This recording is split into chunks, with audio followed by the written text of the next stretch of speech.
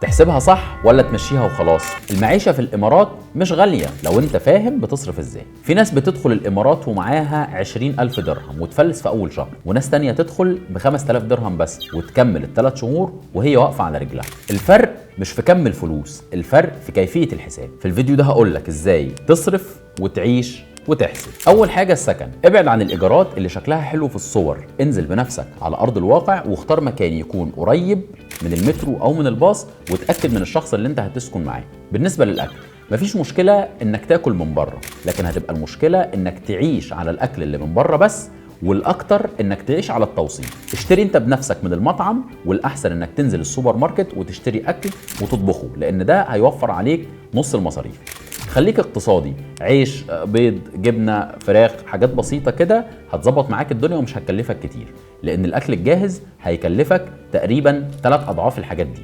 المواصلات، المترو او الباص ارخص وانضف وانسب.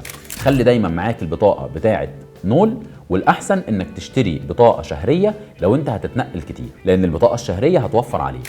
طب لو انت جايب فيزا سياحه ومعاك رخصه دوليه وهتأجر عربيه، خلي بالك من البنزين والمخالفات والباركنج. وما تغركش الحريه، هي حاجات بسيطه بس مهمه وممكن تكلفك كتير، ممكن مخالفه واحده تكلفك 3 أو 4,000 درهم. الموبايل والانترنت، ممكن تجيب خط بالباقه بتاعته من 100 ل 150 درهم هتكفيك لو انت مش اوفر في الاستهلاك بتاعك، وخصوصا ان في اماكن كتير النت فيها مجاني.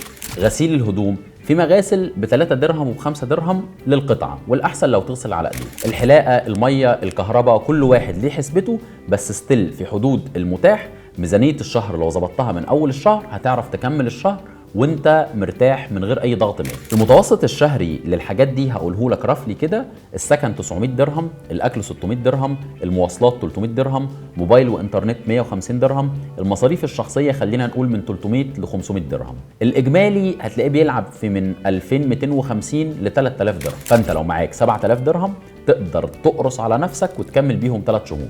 لو معاك 10,000 درهم تقدر تكمل مرتاح وتقدر تنزل مصر في اي وقت لو انت اضطريت. الخلاصه، في فرق ما بين انا بصرف كتير وانا مش عارف انا بصرف على ايه.